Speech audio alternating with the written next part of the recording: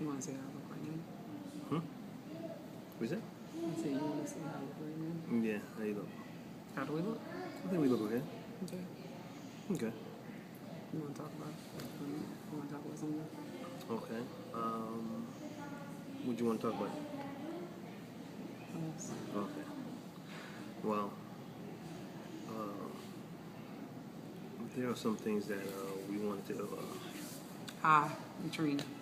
and I'm Jack, so I wanted to, I wanted to, We're really silly, so don't pay us any attention about yeah, that silliness. you know, but we like to have fun, so,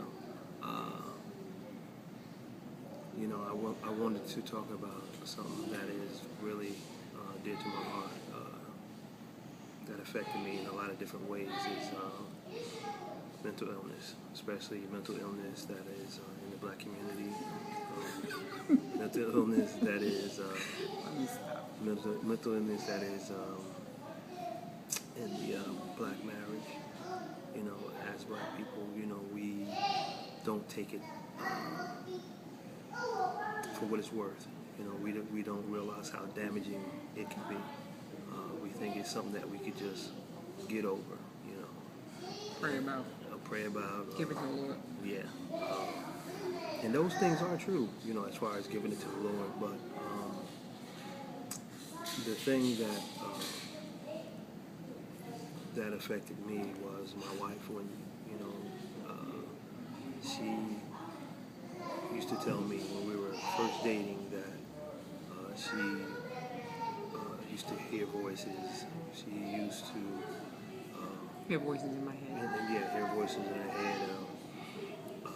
And to me, that was kind of odd because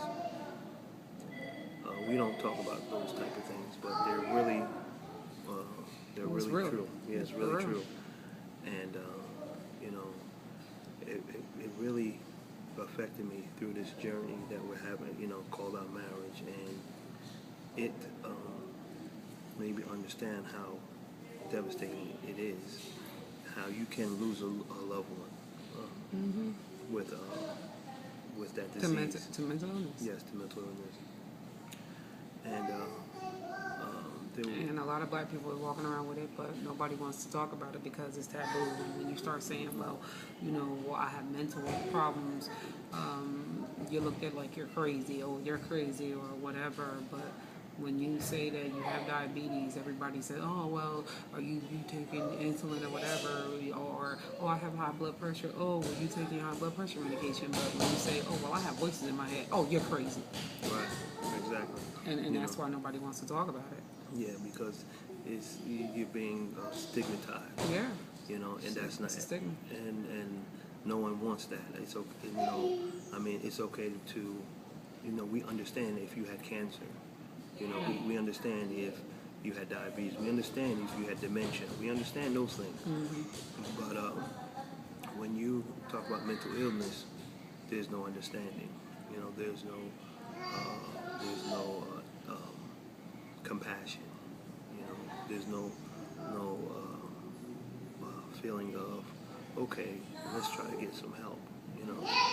No, you have to do it, the traditional way. And for a long time, we were by ourselves. Yeah.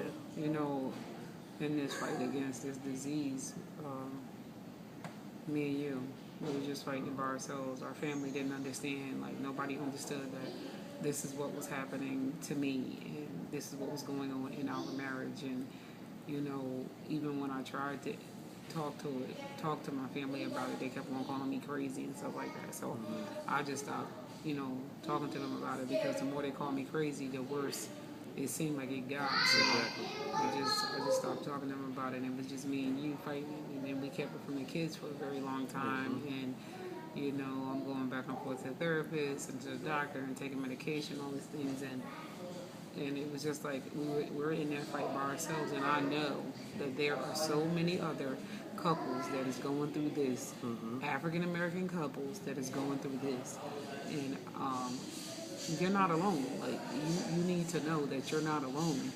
That you can really fight this disease, and like you can really get help and somewhat live a normal life. Although I I got delivered from it in November of 2012, but before that deliverance, you know, I lived with it for 37 years. So, but even that, you can get delivered from it also.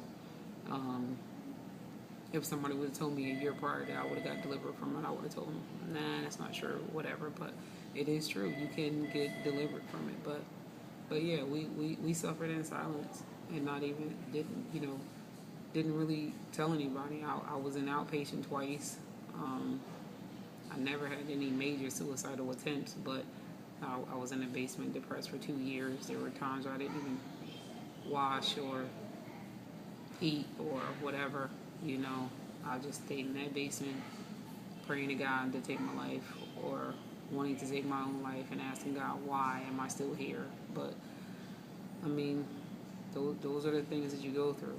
But we're going to be talking about this throughout a series on how to deal with it, or you know what we did, and maybe it will help somebody out there, because I know that everything that we go through, God has us going through it so to help us and to also help others. So I just wanted to get a little video, I know it ain't a little video, it's almost 7 minutes long, but I know it's almost 7 minutes long, but I just wanted to just to talk about that, because I mean, you know, although I'm laughing about it and, you know, we're joking about it, and some of it is joking, but it wasn't funny at the time. And I'm glad enough that we are both brave enough to even put it out there and put our business out there like that, because, you know, I feel like we have an obligation to give back.